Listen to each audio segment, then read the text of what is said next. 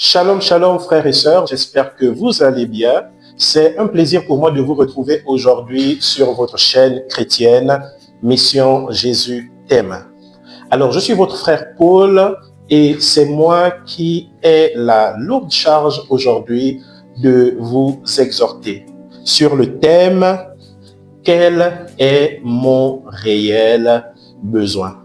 Alors avant de commencer cette exhortation, j'aimerais que nous prions ensemble et que nous recommandons ces moments au Seigneur. Alors, priez avec nous.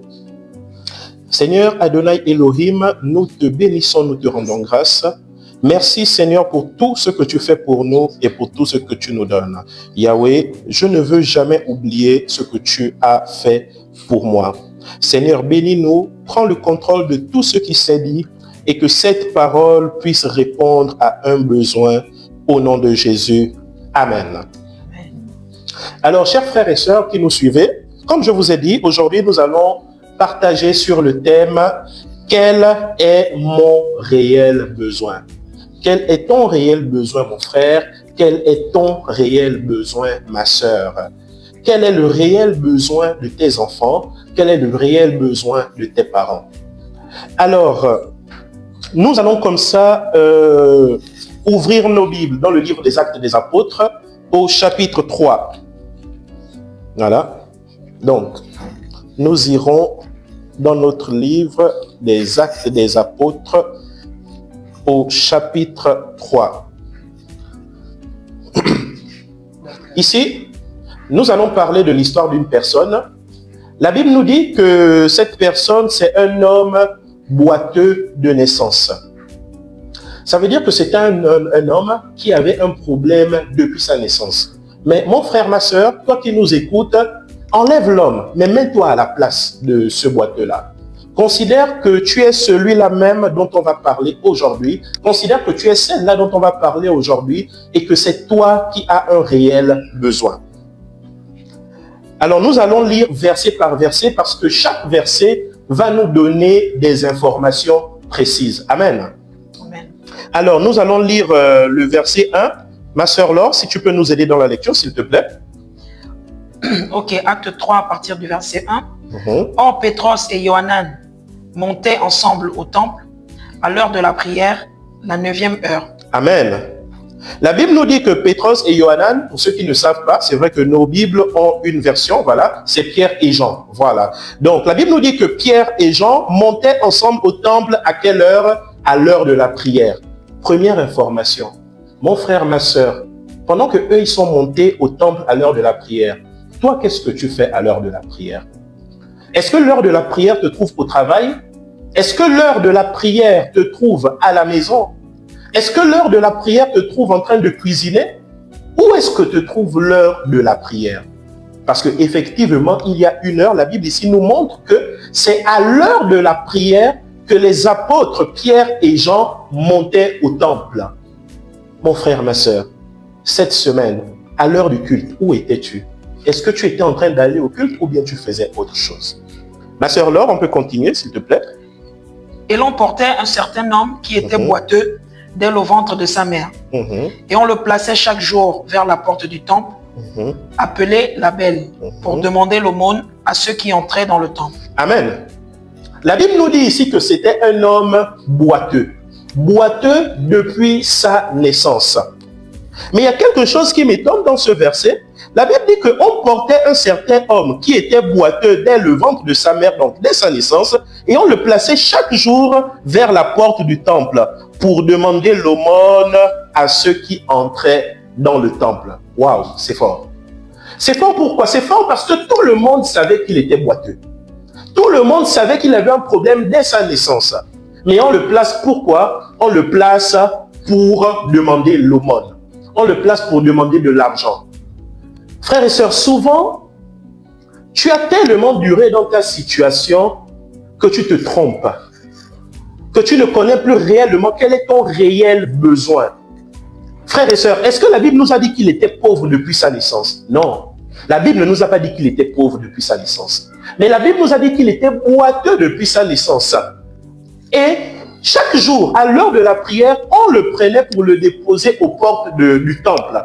Mais la Bible ne nous a pas dit qu'on le déposait à la porte du temple pour qu'il reçoive la guérison. Non. Alors que nous savons que le temple, c'était l'image de la présence de Dieu, c'était l'image, voilà, c'était l'endroit où on venait prier, où on venait s'attendre au Seigneur, justement pour avoir des miracles, pour avoir des réponses à nos prières. Mes frères et sœurs, quel était son réel besoin? Son réel besoin, c'était qu'il était boiteux depuis sa naissance.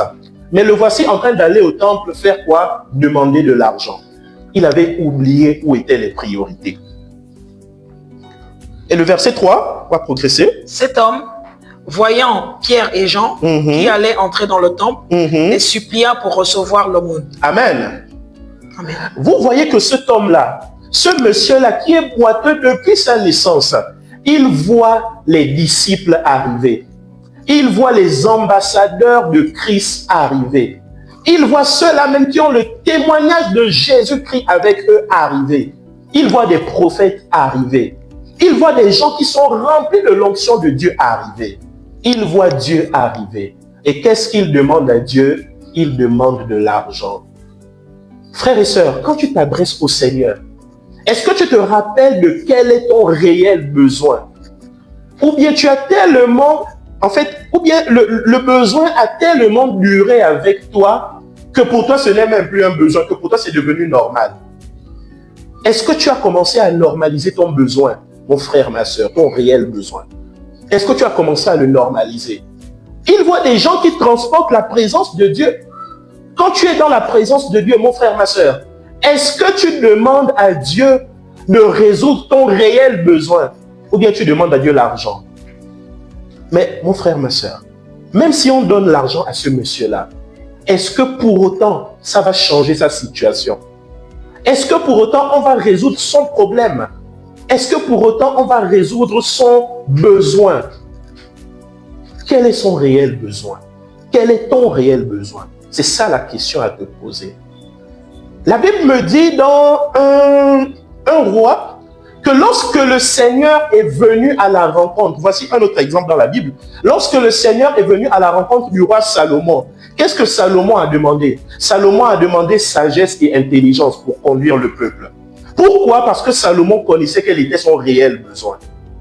Salomon savait ce dont il avait besoin pour bien conduire le peuple de Dieu, pour bien conduire le peuple d'Israël. Salomon avait discerné ce qu'il fallait demander à Dieu.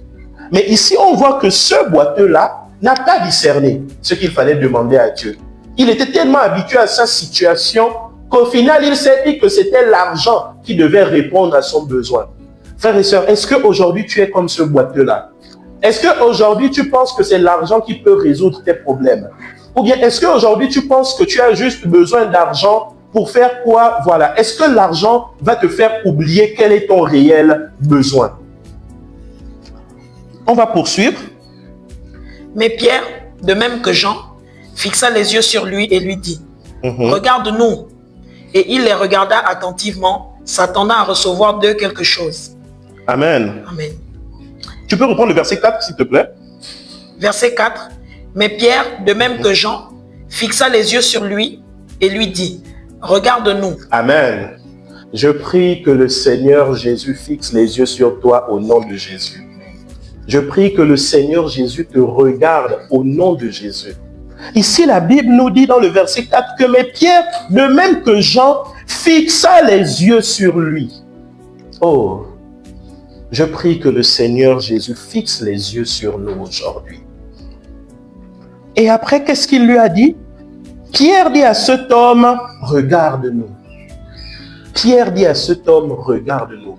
C'est profond. Oui, c'est profond. Et verset 5. Et il les regardait attentivement, s'attendant à recevoir d'eux quelque chose. Amen. Ça veut dire qu'à ce moment-là, il y a quelque chose qui s'est passé dans le regard. Il y a quelque chose de fort qui s'est passé dans le regard. La Bible nous dit que Pierre, de même que Jean, Pierre a fixé les regards sur ce boiteux-là. Et après, il lui a dit, toi aussi regarde-nous. On te regarde, mais toi aussi regarde-nous. Et là, en regardant après, il les regardait en s'attendant à recevoir quelque chose. Amen. Et la Bible nous dit que celui qui demande quelque chose au Seigneur, il faudrait que cette personne s'attende à recevoir. Je paraphrase. La Bible dit que si quelqu'un ne croit pas, si quelqu'un n'a pas la foi, qu'il ne s'attende pas à recevoir quelque chose du Seigneur. Et la Bible nous montre ici que ce paralytique, ce boiteux-là avait la foi. Parce que la Bible nous dit que dans le verset 5, il les regardait en s'attendant recevoir quelque chose. Mon frère, ma sœur, lorsque tu as les yeux fixés vers le Seigneur, est-ce que tu t'attends à recevoir quelque chose? Est-ce que tu as encore la foi de te dire oui, le Seigneur me regarde. Moi aussi, j'ai mes yeux tournés, j'ai mes yeux fixés vers lui. Et moi aussi, je m'attends à recevoir quelque chose. Est-ce que tu espères encore aux promesses du Seigneur? Est-ce que tu espères encore? Est-ce que quand tu le regardes, tu t'attends encore à recevoir quelque chose? Mon frère, ma sœur.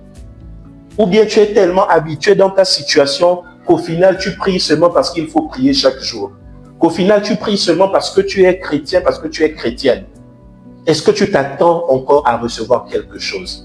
Est-ce que tu as encore la foi de nos pères dans la Bible? Est-ce que tu as encore cette foi-là? Nous allons continuer, verset 6. Mais Pierre lui dit, je n'ai ni argent, ni or, mais ce que j'ai, je te le donne. Amen. Au nom de Yoshua Mashiach le Nazaréen, lève-toi et marche. Amen. Mon frère, ma soeur, aujourd'hui, lève-toi et marche. Aujourd'hui, lève-toi et marche. Vous voyez, c'est ça l'importance d'être avec des hommes spirituels. Les apôtres, lorsqu'ils ont fixé le boiteux, frères et sœurs, ils ont su quel était son réel besoin. Ils ont su quel était son réel besoin. Est-ce qu'ils ont répondu à sa demande? Non, ils n'ont pas répondu à sa demande. Souvent, le Seigneur ne va pas répondre à ta demande, mais le Seigneur va répondre à ton réel besoin. Oui, frères et sœurs. Il leur a demandé de l'argent parce qu'il avait déjà oublié quel était son réel besoin. Mais parce que les apôtres transportent la présence de Dieu, ils sont constamment connectés à l'Esprit de Dieu. Ils ont su que celui-ci, son réel besoin, c'est qu'il a besoin de marcher. Celui-ci, il a besoin de marcher. En réalité, ce n'est pas l'argent qui fera son bonheur. En réalité, ce n'est pas l'argent qui va le rassasier, qui va rassasier son cœur, qui va rassasier son âme. Mon réel besoin, ton réel besoin, quel est ton réel besoin? Est-ce que tu identifies encore ton réel besoin? Non. On va continuer. Nous sommes au verset 7. Et le saisissant par la main droite, il le fit lever. Amen. Et immédiatement, les plantes et les chevilles de ses pieds devinrent fermes. Et sautant, il se tint debout et il marchait. Et il entra avec eux dans le temple, marchant, sautant et louant Elohim. Amen. Vous voyez que quand le miracle s'est produit dans sa vie, frères et sœurs, il s'est rappelé qu'en réalité, ce n'était pas de l'argent dont il avait besoin. Amen. Amen. Ce n'était pas de l'argent dont il avait besoin, frères et sœurs. Si c'était véritablement de l'argent dont il avait besoin, il devait dire que, mais en fait, ce n'est pas ce que je vous ai demandé. Il allait être frustré dans son cœur.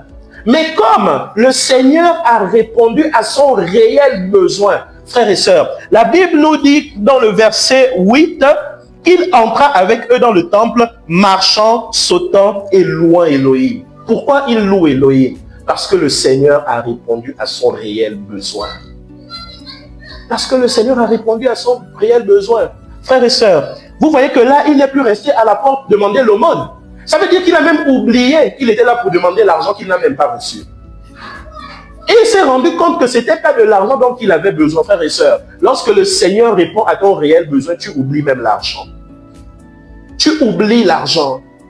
Tu oublies ce que tu étais venu demander par habitude dans le besoin. Oui, tu oublies cela. Ça part de ton esprit.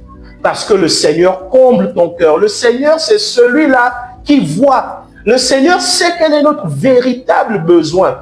Lorsque nous venons soupirer, frères et sœurs, même si en assemblée, on prie, oh Seigneur, les nations, souviens-toi des nations. Le Seigneur sait quel est le besoin qui est dans notre cœur. Le Seigneur sait quel est notre réel besoin. Oui, Seigneur. Le Seigneur sait quel est notre réel besoin. Et lui, vu que le Seigneur a répondu à son besoin, il est entré au temple et qu'est-ce qu'il a fait? il a sauté, il a marché et il a loué Elohim. Mon frère, ma sœur, j'aimerais aujourd'hui que toi aussi, tu marches, tu sautes et tu loues Elohim. Que tu loues Elohim. Amen.